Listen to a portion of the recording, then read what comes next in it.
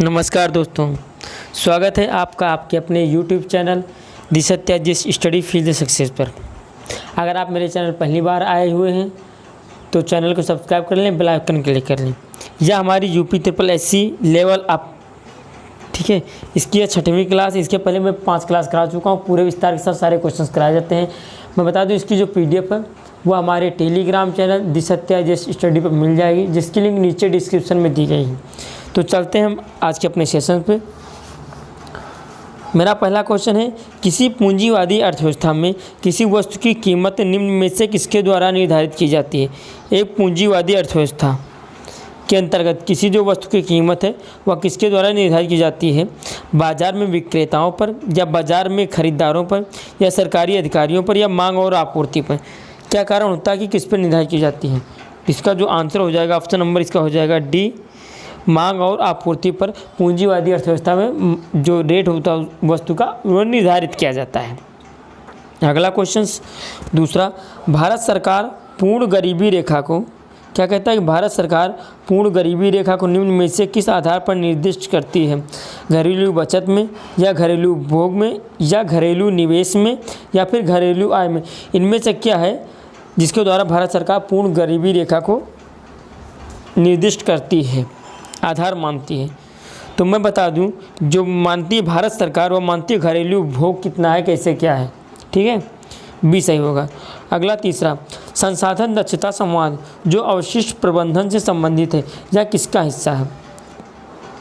देखो, हर विषय होते हैं, जो भी ऑर्गेनाइजेशंस होती हैं, जो भी संस्थाएं होती हैं, चाहे वो सरकारी स्वामित्व की हो या असरकारी हो या सब प्राइवेट की हो, उनका कोई ना कोई उद्देश्य होता है। विदाउट एनी पर्पज कोई भी संस्था का निर्माण नहीं होता है। आप अभी कोई इंस्टीट्यूशंस खोलेंगे, आप अभी कोई ऑर्गेनाइजेशंस खोलेंगे, कुछ भी करेंगे तो उसका कोई उद्देश्य होगा। आप पढ़ाई करें, इसका कोई एक उद्देश्य है, ठीक। तो यहाँ भी एक उद्देश्य है कि संसाधन दक्षता संवाद जो अवशिष्ट प्रबंधन से संबंधित है, किसका हिस्सा, G20 का, या UNFCCC का, या पृथ्वी शिखर सम्मेलन का, या क्योटो प्रोटोकॉल का, किसका हिस्सा है। आपको मैं बता दूँ, इसका आंसर हो जाएगा G20 इसका हिस्सा, ठीक। इसमें G20 को नाम पड़ा क्योंकि इसमें 19 country plus European union, EU जिसको हम कहते हैं, यूरोपियन यूनियन। फॉर्मेशन कब हुआ इसका, 26 सितंबर 1999 को फॉर्मेशन हुआ, ठीक है। देखो, यहाँ मैं कुछ चीज़ें बताने वाला हूँ, ठीक है। पहला जो 2019 का हुआ था सम्मेलन, वह जापान में हुआ था, ठीक है। 2020 का कहाँ हो जाएगा, अभी नवंबर में होगा, सारी चीज़ें सही रही तो सऊदी अरब में, ठीक, सऊदी अरब में होगा। कहाँ पे, सऊदी अरब के रियाद में होगा, ठीक है। कहाँ पे, सऊदी अरब के रियाद में होगा। अब इसके चेयरमैन कौन, इस समय जो देखो वर्तमान में देखो हर साल चेयरमैन इसके चेंज होते हैं। जिस देश में होगा उस देश का वे जो अध्यक्ष होगा, राष्ट्राध्यक्ष, वो उसका चेयरमैन बन जाता है। जैसे वर्तमान में जो 2020 का होने वाला सऊदी अरब में है, सऊदी अरब के सलमान कौन है, ठीक है, सलमान बिन अल सऊद करके हैं, ठीक है। ये इस समय इसके चेयरमैनशिप इनके हाथों में, ठीक है। अगला क्वेश्चन चौथा, निम्न में से कौन सा आंदोलन जैविक खेती एवं जैविक विविधता जैविक खेती एवं जैव विविधता के संरक्षण हेतु चलाया गया। एपिको आंदोलन, बलिया पाल आंदोलन, नवधान्य आंदोलन, या इनमें से कोई नहीं। क्वेश्चन कह रहा है कि इन तीन में से, देखो ये तो छोड़ दो भी भैया, आंदोलन के बाद मैं बात करूँ तो ठीक है, इन तीन में से ऐसा कौन सा आंदोलन है जिसका उद्देश्य जैविक खेती एवं जैव विविधता के संरक्षण था। आपको बताना इसका आंसर क्या होगा। मित्रों, मैं कुछ चीज़ें बता देता हूँ। यह जो आंदोलन होगा वह 1987 में प्रारंभ किया गया। इसकी जो नेतृत्व किया इसका वंदना शिवाजी थी, पर्यावरणविद, उन्होंने इसका नेतृत्व किया। आंसर इसका हो जाएगा नवधान्य आंदोलन, ठीक है। कहीं कहीं नवधान्य भी मिलेगा, एक जगह धा लगा देता है तो उसमें डिस्टर्ब नहीं होगा कि, ठीक है। अगला क्वेश्चन आज हमारा 5वां, मगरमच्छ प्रजनन एवं संरक्षण परियोजना। देखो यहाँ पर संरक्षण होगा, मगरमच्छ प्रजनन एवं संरक्षण परियोजना किस वर्ष शुरू की गई, ठीक, 1972, 74, 75, 80, ठीक है। तो कारण क्या था इसको शुरू करने का कि घड़ियालों की गिरती हुई समस्या के कारण, ठीक है, घड़ियाल यानी मगरमच्छ की गिरती हुई संख्या के कारण कहाँ पर एक स्थान पड़ता है तिकरपाड़ा। अब ये कहाँ पड़ता है आपको मैं बता दूँ, इसका ये पड़ता है उड़ीसा में, ये पड़ता है उड़ीसा में। तो यहाँ पे पड़ता है, यहाँ पे यूनेस्को की सहायता से 1975 में प्रारंभ किया गया मगरमच्छ प्रजनन एवं संरक्षण परियोजना। ठीक है, अगला क्वेश्चन 6वां, पंचायत राज विषय है समवर्ती सूची, केंद्र सूची, राज्य सूची या फिर विशेष अधिकारों की सूची में किसमें पंचायत राज विषय का उल्लेख किया गया है। देखो मैं पहली बात बताता हूँ कि पंचायत राज जो संविधान में है वह भाग 9 में, संविधान में भाग 9 में है। आर्टिकल की बात करें तो आर्टिकल 40 में कहा गया है, देखो एक चीज़, देखो भाग 9 पहली चीज़ आर्टिकल 40 में जो कि कहाँ है directive principle of state policy, राज्य के नीति सिद्धांत में कहा गया है कि प्रत्येक राज्य का यह कर्तव्य है कि वह ग्राम पंचायत मतलब लोगों के कल्याण के लिए, विकास के लिए ग्राम पंचायत की स्थापना करें। ठीक, और उसके बाद ये बातें की गई हैं 239 में जो कि भाग 9 के अंतर्गत है। इसमें देखो यहाँ पे स्थापना करने की बात की गई। देखो आपको पता है कि जो राज्य के नीति निर्देशक तत्व हैं या राज्य के संसाधन के ऊपर डिपेंड करता है, ये बाध्यकारी नहीं है राज्य के लिए। तो 243 में इसका क्या क्या होगा, कैसे होगा, क्यों होगा, ठीक है, इसके रूल्स हैं, रेगुलेशंस बताए गए, नियम। ठीक है, उसके बाद जनक कौन कहा जाता है, यानी कि जो होता नहीं है कि कौन क्या कहते हैं उसको, स्थानीय स्वशासन, ये क्वेश्चन आता है। स्थानीय स्वशासन का जनक आपको पता होगा, जनक हो जाएंगे रिपन साहब। ठीक है, ये जनक थे इसके। ठीक है, और इसका जो बलवंत राय मेहता समिति, आप सबको पता, मैंने कई बार बताया भी, एक दिन इसके बारे में क्वेश्चन मिलाया था मैं। यहाँ से एक क्वेश्चन और ये पूछता है कि इसे संवैधानिक अधिकार कब मिला, ठीक, संवैधानिक दर्जा कब मिला। तो आपको सबको पता है 73वां संविधान संशोधन 1992 में इसे संवैधानिक दर्जा मिला। ठीक है, अब सारी चीज़ें पता है तो ये भी पता हो गया कि राज्य सूची का है। ठीक है, अगला क्वेश्चन 7वां, भारतीय संविधान के अंतर्गत राष्ट्रपति पर महाभियोग किस अनुच्छेद के तहत लगाया जाता है। 31, 41, 51, 61। कुछ चीज़ें मैं बताऊंगा, आंसर आप सबको पता होगा। देखो पहली चीज़ कि कोई भी संसद के किसी भी सदन में लाया जा सकता है, किसी भी सदन में लाया जा सकता है, कोई भी सदन इस पर आरोप लगा सकता है। दूसरी चीज़ 14 दिन पूर्व राष्ट्रपति जी को इसकी जो क्या है सूचना दी जाएगी कि आप पर महाभियोग लगाया जा रहा है, आप अपनी सुरक्षा में, ठीक है, या अपने बचाव में अपनी प्रक्रिया कर सकते हैं। तीसरी चीज़ है जिस सदन में प्रवेश किया जाए, मतलब प्रस्ताव लाया जाएगा, उस सदन के ही कम से कम 1/4 सदस्य पूर्व हस्ताक्षर होने चाहिए। यहाँ ये हम लोग मिलकर ला रहे हैं। ठीक है, बाकी नॉर्मली चीज़ आप सबको पता है कि कारण क्या होता है, ठीक, संवैधानिकता, 4 असमर्थता इत्यादि। ठीक है, तो इसका जो आंसर हो जाएगा, आंसर हो जाएगा ऑप्शन नंबर डी। ठीक है, कौन सा, ऑप्शन नंबर डी इसका बिल्कुल सही आंसर हो जाएगा। ठीक है, अगला क्वेश्चन 8वां, संविधान की अनुसूची 9 में रखे गए एक्ट को किस अनुच्छेद ने बचाया है। ये क्वेश्चन आप लोगों ने शायद पहली बार ही सुना होगा, जहाँ तक, या अगर आपने अच्छे से स्टडी की होगी, डीप स्टडी, तो आपको मिला ज़रूर होगा। ठीक है, तो संविधान की अनुसूची 9 में रखे गए एक्ट को किस अनुच्छेद ने बचाया है। ऐसा कौन सा अनुच्छेद है जो इसका बचाव करता है। तो मैं बता दूं कि अनुसूची 9 में जो भी कानून दिए गए हैं, ठीक है, उन्हें आर्टिकल 31B में ये कहा गया है कि अनुसूची 9 में दिए गए जो भी प्रावधान हैं उसे कोर्ट में चुनौती नहीं दी जा सकती है। कोर्ट में चुनौती नहीं दी जा सकती, ऐसा कहा गया है आर्टिकल 31B में। तो ऑप्शन नंबर कौन सा हो जाएगा, ऑप्शन नंबर बी बिल्कुल सही आंसर। ठीक, अगला क्वेश्चन, भारतीय संविधान का कौन सा अनुच्छेद राष्ट्रपति को मौलिक अधिकारों के स्थगन की शक्ति प्रदान करता है? ठीक, हम सब ने पढ़ा होगा 352, 356, 357। मैं वहाँ पे नहीं जाऊँगा, वहाँ पे जाऊँगा तो वीडियो बहुत बड़ा बनेगा। आप लोग बोलने लगते हैं भैया बहुत बड़ा वीडियो बन रहा है, मैं पूरा नहीं देख पाऊँगा। ठीक है, तो इसलिए मैं आज ज़्यादा डिस्क्राइब भी नहीं कर रहा हूँ कि मेन चीज़ें ही बता रहा हूँ।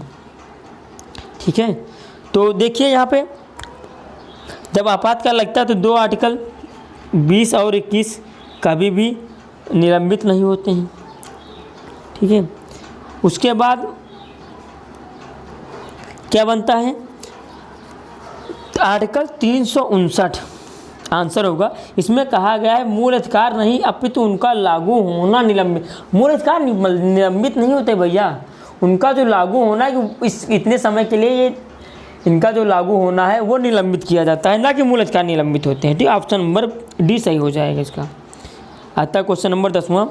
भारतीय पृष्ठभूमि पर बनी निम्न में से किस फिल्म को बाफ्टा 2019, कहाँ भारतीय पृष्ठभूमि बाफ्टा 2019 से नवाजा गया? इंडियाज डॉटर, मैस्टोरियल man, real Kashmir football club, celluloid man. ठीक, तो इसका आंसर क्या होगा?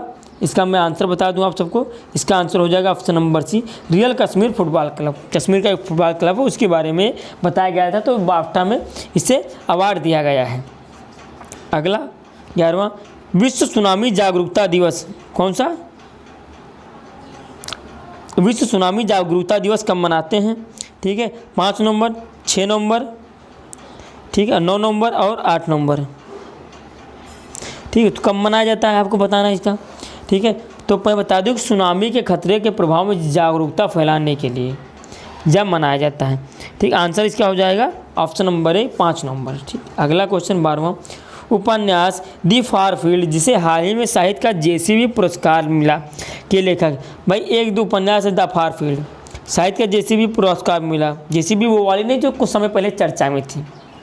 ठीक है, उसके लेखक कौन? ऑप्शन हो जाएगा माधुरी विजय, बिल्कुल सही आंसर हो जाएगा। Question number 13, world Olympian association ने OLY की उपाधि से सम्मानित किया। OLY की उपाधि से सम्मानित किया PT ऊषा, मैरी कॉम, मिल्खा सिंह, हिमा दास। इसका आंसर हो जाएगा ऑप्शन नंबर 13 का भी मैरी कॉम, बिल्कुल सही आंसर हो जाएगा। ठीक, यह दिया क्यों जाता है? ओलंपिक में पदक जीता हो, ठीक है, और समाज में ओलंपिक मूल्यों को बढ़ावा देता हो। ओलंपिक जो मूल्य है, ओलंपिक मूल्य का मतलब है पैसा नहीं है। यहाँ पे ओलंपिक मूल्य में सम्मान, दोस्ती और प्रेम से ओलंपिक मूल्य का मतलब है। ठीक है, अगला 7वां, यूपी में किस स्थल को रामसर स्थल के रूप में नामित किया गया? हाल ही में किस स्थल को रामसर स्थल के रूप में नामित किया गया है? पार्वती रंगा, ठीक है, या सूर सरोवर, या सुरहाताल, या ऊपरी गंगा नदी। तो इसका आंसर क्या हो जाएगा? ऑप्शन नंबर डी ऊपरी गंगा नदी, बिल्कुल सही आंसर हो जाएगा।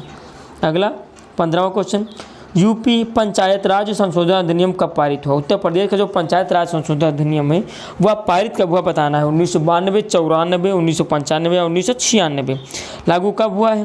ठीक है, तो 15 जो आंसर हो जाएगा 15 का ऑप्शन नंबर बी 1994 बिल्कुल सही आंसर हो जाएगा। दोस्तों, अगर आपको मेरे क्वेश्चन अच्छे लग रहे हो, ऐसा लग रहा है कि ऐसे क्वेश्चन एग्जाम में आ सकते हैं, तो लाइक करें, कमेंट करें और शेयर करें। क्वेश्चन अगला 16वां, किसमें विषमता के कारण सिकल सेल, कौन सी? सिकल सेल एनीमिया बीमारी होती है? आखिर इनमें से किसमें विषमता आ जाती है, बदलाव हो जाता है, या उसमें अव्यवस्था उत्पन्न हो जाती है कि सिकल सेल एनीमिया बीमारी होती है? श्वेत रक्त कोशिका में, लाल रक्त कोशिका में, प्लाज्मा में, ठीक है, या नोटा, कौन सा होगा बताना है आपको। इसका जो आंसर हो जाएगा मैं आपको बता दूं, इसका आंसर हो जाएगा ऑप्शन नंबर बी लाल रक्त कोशिका में विषमता परिवर्तन के कारण सिकल सेल एनीमिया बीमारी होती है। अगला 17वां, वैदिक काल में किस प्रकार के विवाह में? देखो बहुत अच्छा क्वेश्चन है, ठीक है, और एक नया क्वेश्चन है, अब ट्रेंड है ऐसे क्वेश्चनों का निकाल के अंदर से। ठीक, तो कब वैदिक काल में किस प्रकार के विवाह में दहेज के स्थान पर एक गाय एक बैल? दहेज जैसे आज दहेज दिया जाता है मोटर गाड़ी, किसी क्या सपना होता है, किसी क्या लेना है, सारी चीज़ें, तो एक गाय और एक बैल दी जाती थी, दुल्हन की कीमत थी। वह विवाह कौन था जिसमें ऐसी प्रक्रिया अपनाई जाती है कि दुल्हन की कीमत के बराबर एक गाय और एक बैल दिया जाता था? असुर था, या अरसा था, या गंधर्व था, या राक्षसा था? बताना आंसर क्या हो जाए। इसका ऑप्शन नंबर बी अरसा बिल्कुल सही आंसर हो जाएगा। ठीक है, अगला क्वेश्चन दृष्टिहीनों के नोट पहचान हेतु, दृष्टिहीन नोट पहचान पाएँ। ठीक है, इसके लिए मनी ऐप किसने लॉन्च किया, मनी ऐप किसने लॉन्च किया। ठीक है, तो बताना इसका आंसर क्या हो जाएगा। ठीक है, तो इरडा होगा, IRDA या RBI होगा या सेबी होगा या नाबार्ड हो, कौन होगा। ठीक है, तो इसको लॉन्च किया है किसने, RBI ने, यानी कि रिजर्व बैंक ऑफ इंडिया। स्थापना कब हुई, 1 अप्रैल 1935 की स्थापना हुई। आयोग कौन सा था, ये क्वेश्चन पूछा जाता है।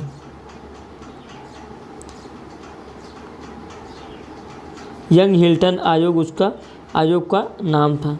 ठीक है, उस समय इसका हेडक्वार्टर कहाँ था, कोलकाता में।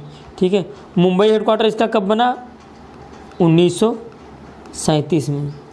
ठीक है, अगर एक्ट पूछ ले तो Reserve Bank of India act 1934 act आ जाता है। ठीक, अच्छा वर्तमान में क्या इससे क्या बात कर लें, हेडक्वार्टर मुंबई आपको पता ही है।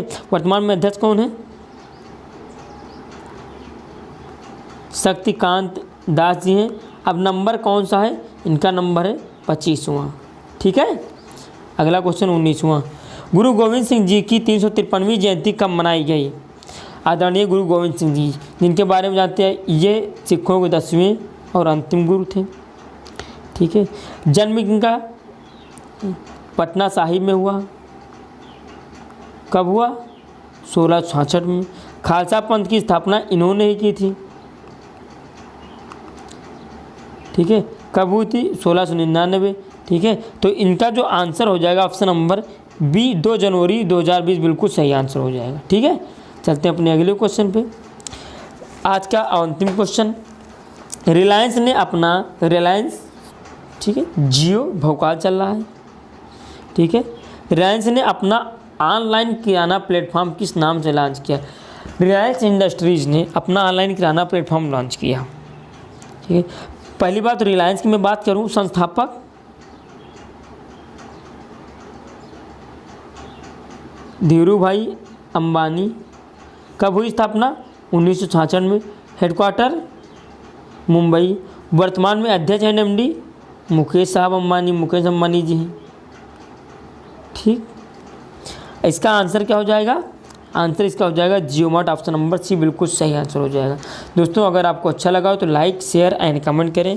ठीक है, तो ठीक है, आज का सेशन यहीं तक रखते हैं, मिलते हैं कल अगली क्लास में। तब तक के लिए आप लोग सुरक्षित रहें, स्वस्थ रहें और घर में रहें, लॉकडाउन का पालन करें। जय हिंद।